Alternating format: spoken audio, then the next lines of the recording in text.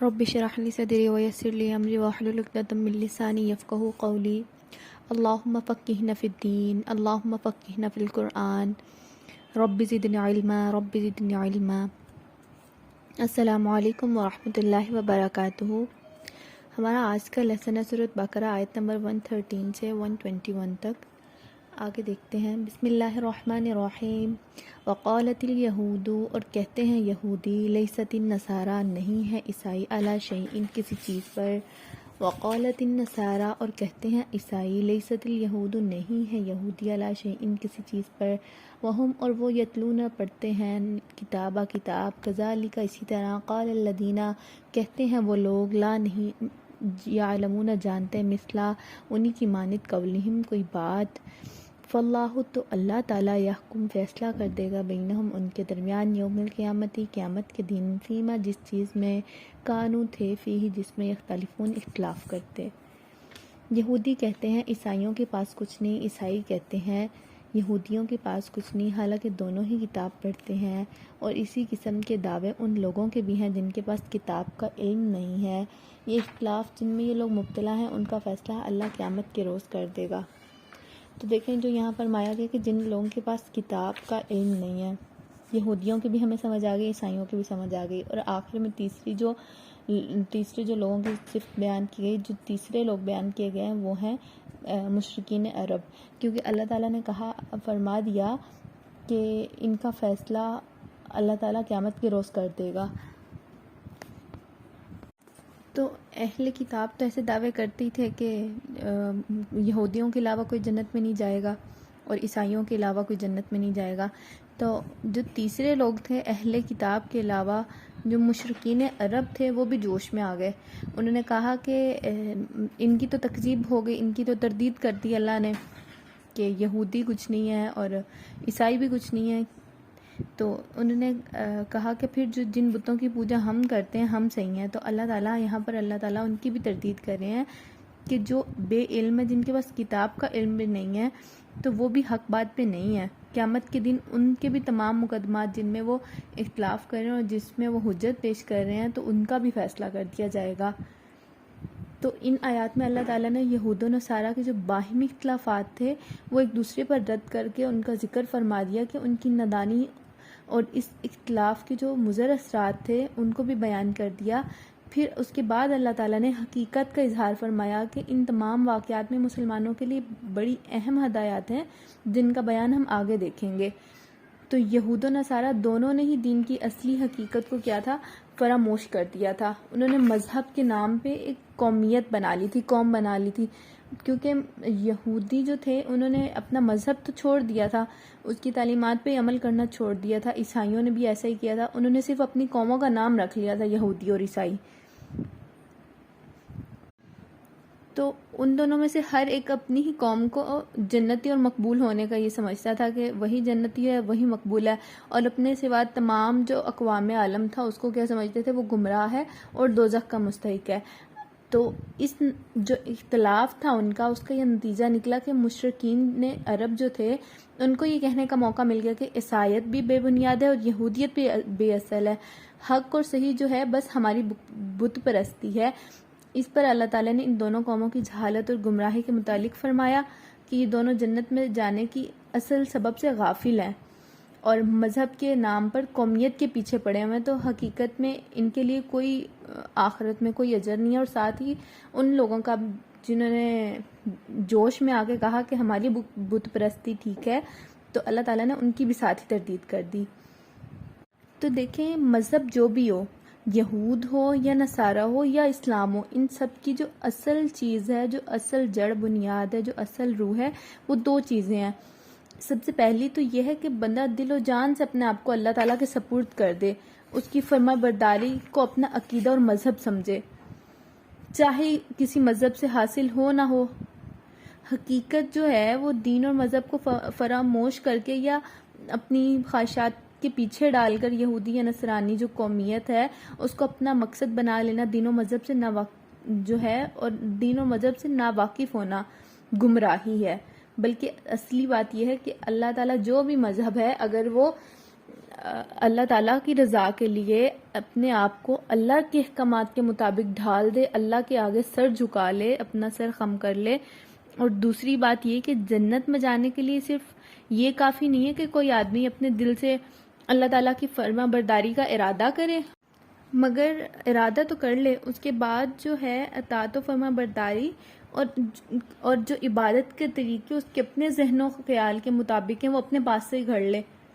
بلکہ ضروری کیا ہے؟ ضروری یہ ہے کہ عبادت جو ہے اور فرما برداری جو ہے اسی طریقے کے مطابق اختیار کرے جو اللہ تعالیٰ نے اپنے رسول صلی اللہ علیہ وسلم کے ذریعے بتائی اور اس کو متعین کر دیا، بندے پر فرض کر دیا. تو جو کوئی بھی اس کے مطابق اپنی زندگی گزارے گا وہی جنت کا مستحق ہوگا. اور اللہ تعالیٰ نے ساتھ میں یہ بھی بتا دیا کہ کسی کا نسلی مسلمان ہونا یا یہودی یا عیسائی ہونا اللہ کے ہاں اس کی کوئی قیمت نہیں ہے. اصل چیز جو ہے وہ ایمان اور عمل صالح ہے. اگر کوئی مسلمان پیدا ہوتا ہے، اس کا نام مسلمان لکھا جاتا ہے، وہ کسی مسلمان گھرانے میں پیدا ہوتا ہے، اس کا شمار مسلمانوں میں ہوتا ہے، تو اس وقت تک وہ مسلمان نہیں ہے. مسلمان کے معنی فرما بردار کے، جب تک کہ وہ اللہ تعالیٰ کے اس بتائے ہوئے طریقے پر عمل نہ کرے جو نبی کریم صلی اللہ علیہ وسلم نے ہمارے سامنے رکھا ہے. تو اس فیصلے سے ان پر واضح ہو جانا چاہیے کہ کوئی شخص محض دعوے سے حقیقی مسلمان نہیں بن سکتا، نہ ہی مسلمان اپنا نام مسلمان درج کرانے سے یا مسلمانوں کے شہر میں پیدائش ہونے کی وجہ سے مسلمان ہوتا ہے، بلکہ مسلمان ہونے کے لیے جو سب سے ضروری چیز ہے وہ اسلام ہے. اور اسلام کے معنی کیا ہیں؟ اسلام کے معنی اپنے آپ کو سپورٹ کر دینے اور سونپ دینے کے ہیں. کس کو؟ اپنی ذات کو اللہ کے حوالے کر دینے کے ہیں. اور دوسرے معنی کیا ہے؟ احسان عمل، یعنی سنت کے مطابق عمل کو درست کرنا. لیکن دیکھیں قرآن پاک کی اس تنبیہ کے باوجود بہت سے مسلمان ہم جیسے ایسے ہیں کہ اسی یہودی اور نصرانی جو تھے، عیسائی جو تھے، اس غلطی کا شکار ہو گئے تھے کہ خدا اور رسول اور آخرت اور قیامت سے بالکل غافل ہو کر کیا تھا، اپنی نسلی مسلمان ہونے کے لیے کافی سمجھنے لگے تھے. ان کی عیسائیوں کی طرح، یہودیوں کی طرح کہیں ہم بھی تو ایسا نہیں کرنے لگے ہیں کہ صرف نسلی مسلمان ہونا، مسلمان گھرانے میں پیدا ہو جانا، مسلمان نام رکھ لینے سے مسلمان بندہ بن جاتا ہے. بلکہ نہیں، قرآن و حدیث میں جو وعدے اللہ تعالیٰ نے دنیا اور آخرت کی فلاح کے لیے مسلمانوں سے کیے ہیں، اس کو اپنے وہ جو بندہ ہے، جو انسان ہے، اس کو چاہیے کہ اپنے آپ کو ان کا مستحق سمجھ کر ان کو پورا ہونے کا انتظار کرنے لگے. تو یہ غافل مسلمان ہے جو اتنا ہی سمجھ لیتا ہے، اتنا ہی اپنے آپ کو کافی سمجھ لیتا ہے کہ اللہ تعالیٰ اور اس کے رسول اور آخرت و قیامت سے، اس کے انجام سے بالکل غافل رہے، بلکہ اپنی صرف نسلی مسلمان ہونے کو ہی کافی سمجھ لے. اور قرآن پاک اور حدیث میں جو وعدے اللہ تعالیٰ نے کیے ہیں دنیا اور آخرت کی فلاح کے، صرف ان کو جو ہے ان وعدوں کا مستحق اپنے آپ کو ہی سمجھے اور ان کے پورے ہونے کا انتظار کرے. اور جب وہ پورے نظر نہیں آتے تو پھر کیا کرتا ہے؟ وہ شرک کرنے لگتا ہے، وہ ادھر ادھر جا کے جھکنے لگتا ہے، دوسرے لوگوں کے سامنے جھکنے لگتا ہے، وہ دوسروں سے ہی داد رسی کی مدد کی پکار لگاتا ہے. تو پھر اس وقت اس کا ایمان کمزور ہوتا ہے اور وہ کیا کرتا ہے کہ اللہ کے وعدوں میں، قرآن و حدیث کے مطابق جو وعدے کیے گئے ہیں اس میں شک کرنے لگتا ہے. تو اس کو نہیں دیکھتے کہ وہ انسان اپنے اندر یہ نہیں دیکھتا ہے کہ صرف قرآن نے محض نسلی مسلمان سے کوئی وعدہ نہیں کیا. جب تک وہ اپنے تمام ارادوں کو اللہ تعالیٰ اور اللہ کے رسول کی تابع نہ کر دے، اس کی پیروی نہ کرے اور ان کے بتلائے ہوئے طریقے پر عمل صالح کے ساتھ، صرف ایمان لانے کے ساتھ نہیں، ساتھ ساتھ عمل صالح کے ساتھ پابند نہ ہو، تو تب تک وہ وعدے اس پر پورے نہیں ہوں گے. آگے دیکھتے ہیں ومن اور کون ازلم زیادہ ظالم ہوگا، مما جو منع کرے مساجد اللہ کی مساجد سے، این یہ کہ یذکرا کہ ذکر کیا جائے، فیہا اسمہ اس کا نام، وسعا اور کوشش کرے، فی خرابیہا اس کو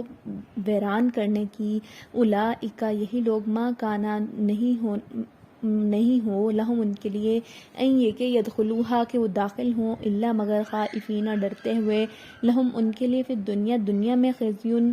رسوائی ہے، ولہم ان کے لیے فی الآخرت آخرت میں عذاب عظیم بڑا عذاب ہے.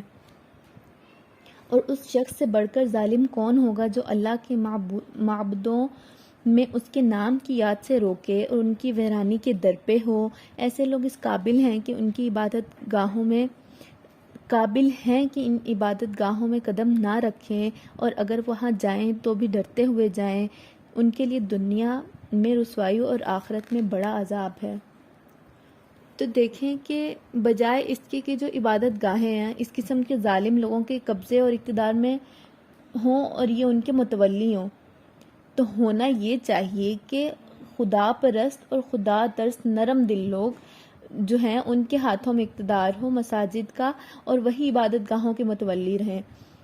تاکہ جو شریر لوگ ہیں اگر وہاں جائیں بھی صحیح تو انہیں خوف ہو کہ اگر وہ شرارت کریں گے، اگر وہاں پر وہ خرابی پیدا کرنے کی کوشش کریں گے تو ان کو سزا دی جائے گی۔ تو یہاں پر اللہ تعالیٰ ایک لطیف اشارہ کفار مکہ کے اس ظلم کی طرف کر رہے ہیں کہ انہوں نے اپنی قوم کے ان لوگوں کو جو اسلام لا چکے تھے انہیں بیت اللہ میں عبادت کرنے سے روک دیا تھا۔ انہوں نے کہا تھا کہ کوئی مسلمان بیت اللہ میں داخل نہیں ہوگا عبادت کے لیے، تو اس پر اللہ تعالیٰ ان کو متنبہ کر رہے ہیں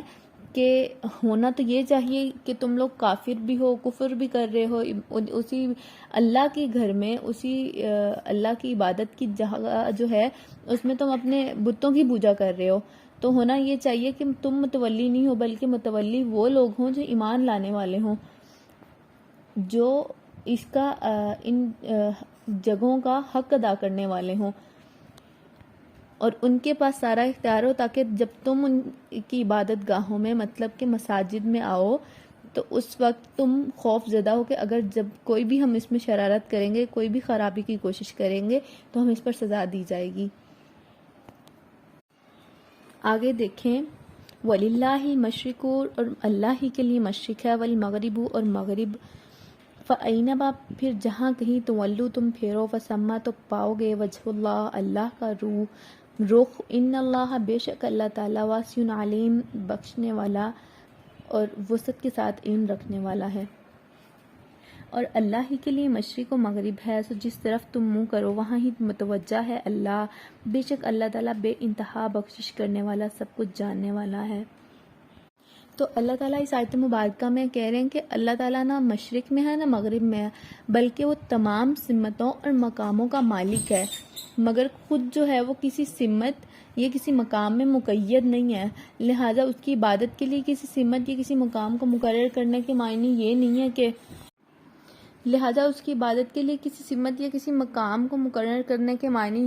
کہ کسی بھی طرف رخ کر کے نماز پڑھنے کے معنی یہ نہیں ہے کہ اللہ تعالیٰ صرف وہیں پر رہتا ہے،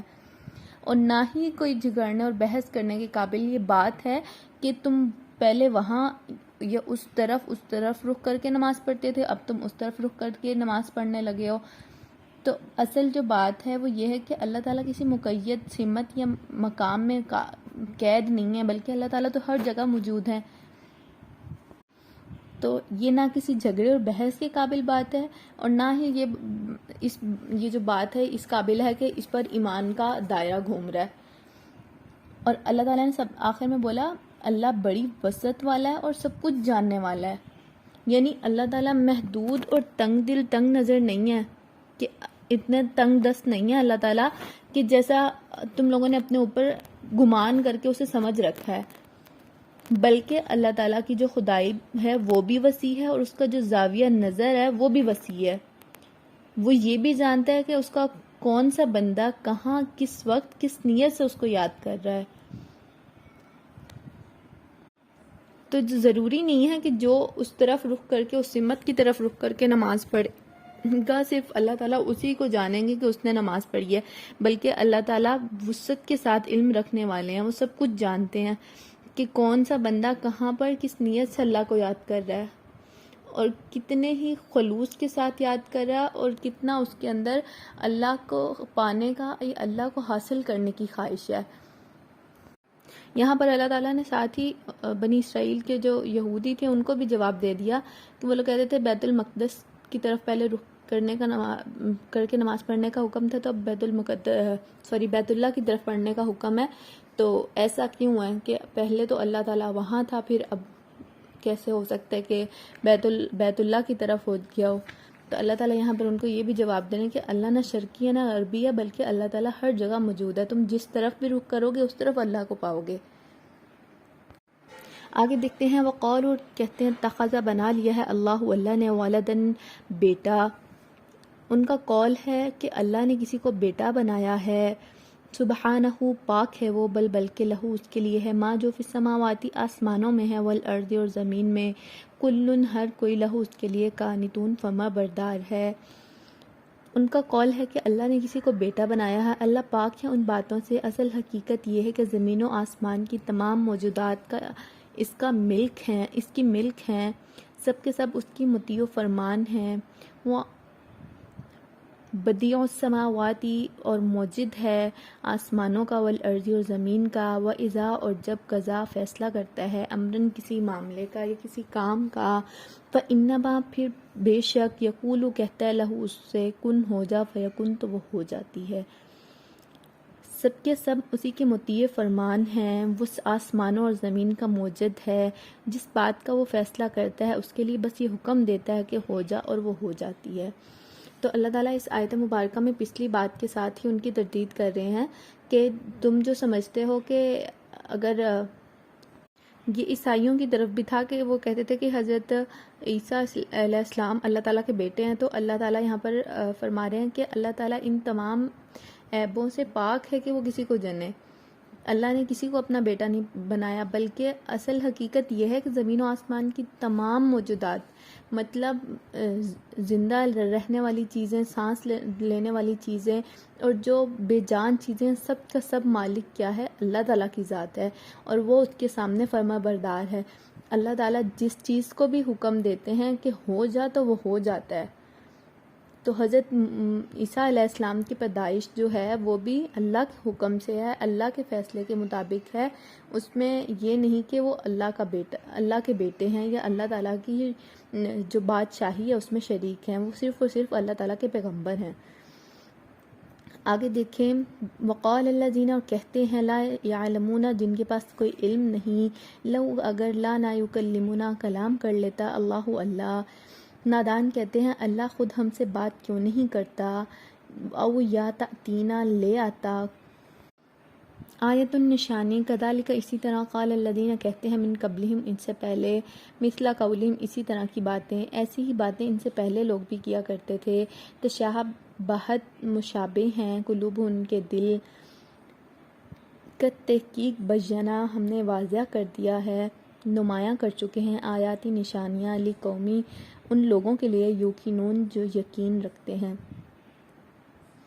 ایسی ہی باتیں ان سے پہلے لوگ بھی کیا کرتے تھے، ان سب اگلے پچھلے گمراہوں کی ذہنیتیں ایک جیسی ہیں، یقین لانے والوں کے لیے تو ہم نشانیاں صاف صاف نمایاں کر چکے ہیں۔ تو آیت کے سب سے پہلے حصے کو دیکھ لیتے ہیں کہ ان کا مطلب یہ تھا کہ خدا یا تو خود ہمارے سامنے آ کر کہے کہ یہ میری کتاب ہے، یا یہ جو بیان کیے جا رہے ہیں میرے احکام ہیں، تو تم لوگ ان کی پیروی کرو،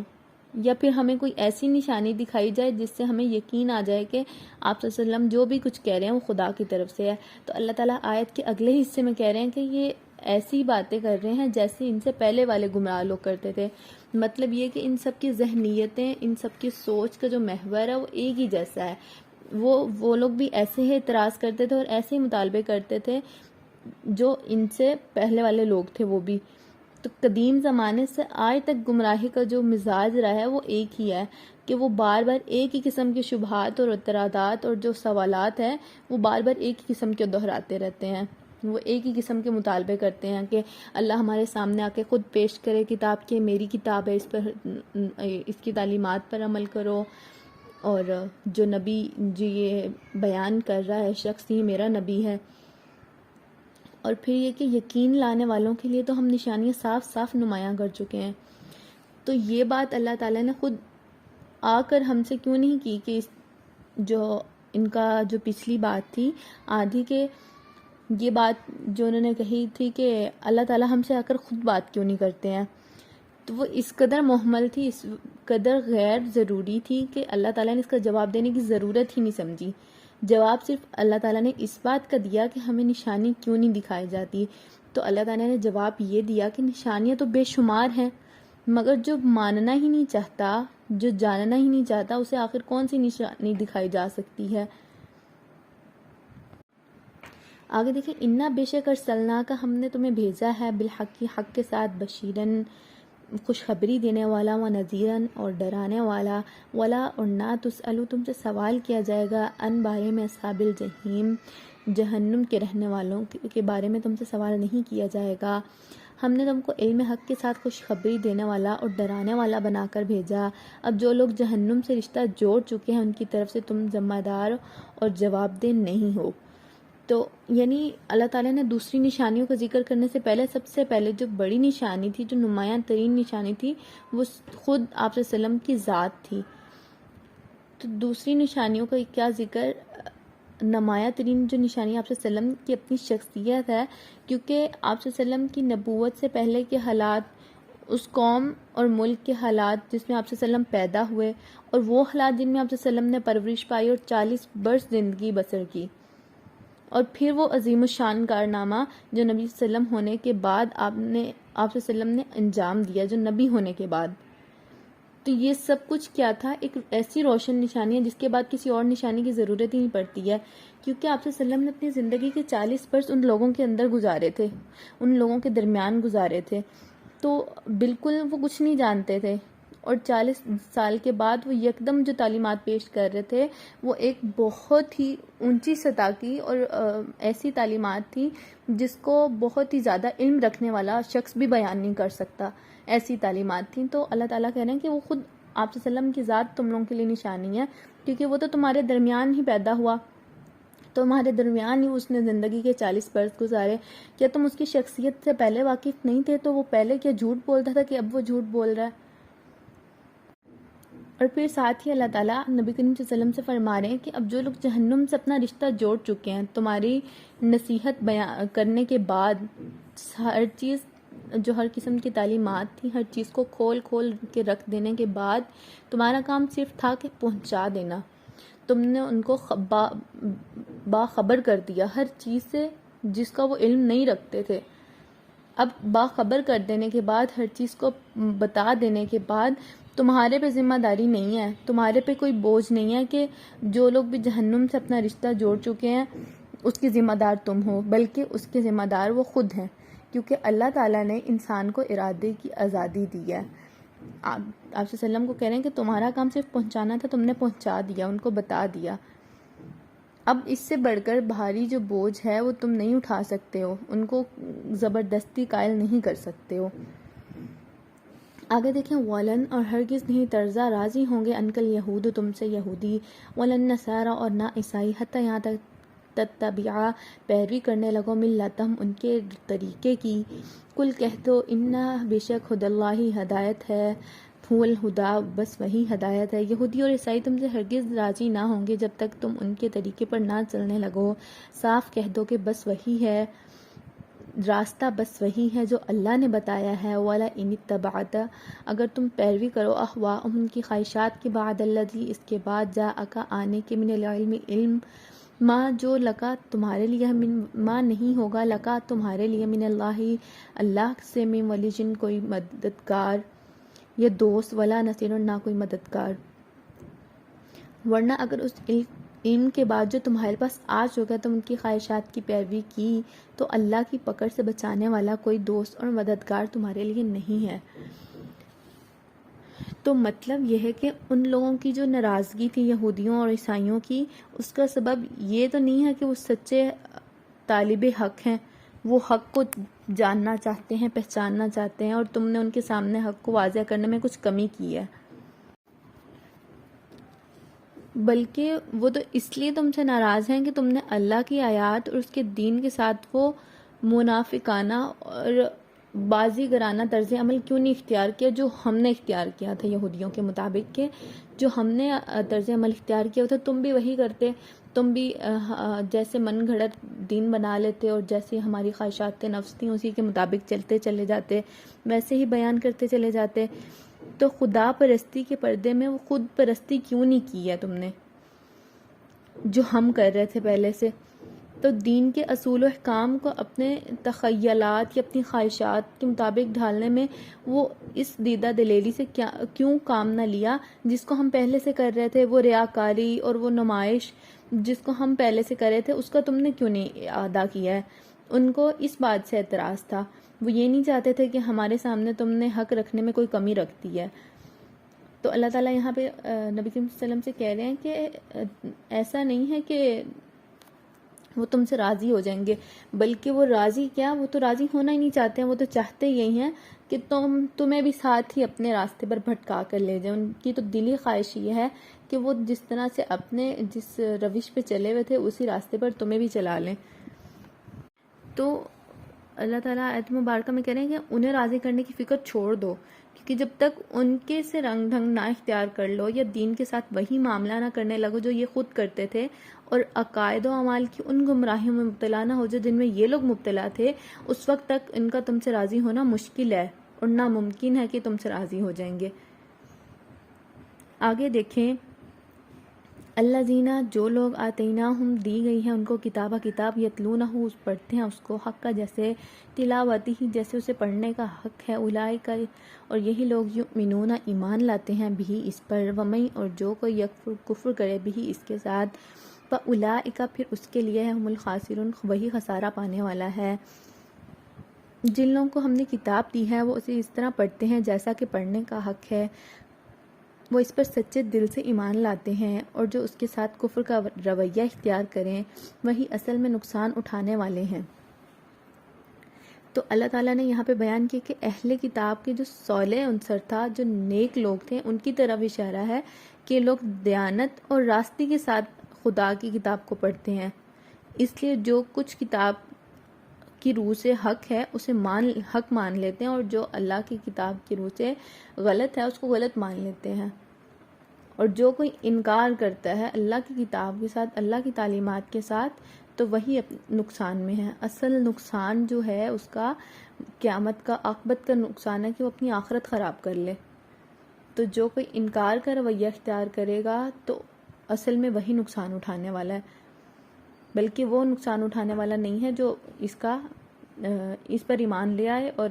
ان کے مطابق وہ یہ سمجھتے تھے کہ جو کوئی ایمان لے آتا تو وہ تو اپنا ایسے ہی، مسلمان تو بے وقوف ہیں جو ایسے اتنے مشکل حالاتوں میں ثابت قدم کھڑے ہیں، مطلب اتنی مشکلاتوں مصائب کا سامنا کر رہے ہیں، اپنی اوپر تنگیوں میں مبتلا ہو رہے ہیں، تو ایسے اپنے آپ کو مشکلوں میں ڈال رہے ہیں اور اپنے آپ کو ایسے نقصان اٹھانے میں لگایا ہوا انہوں نے۔ تو اللہ تعالیٰ کہہ رہے ہیں اصل میں نقصان اٹھانے والے وہ لوگ ہیں جنہوں نے کفر کا رویہ اختیار کیا، نہ کہ وہ لوگ جنہوں نے سچے دل سے ایمان قبول کیا ہے۔ تو آج کا ہمارا لیسن بس یہیں تک تھا۔ اللہ تعالیٰ سے دعا ہے کہ اللہ تعالیٰ ہمیں جو ہمارا نسلی مسلمان ہونے کا تعصب ہے اس سے نکال کے بلکہ عملی مسلمان بنا دے۔ وما علینا الا البلاغ المبین۔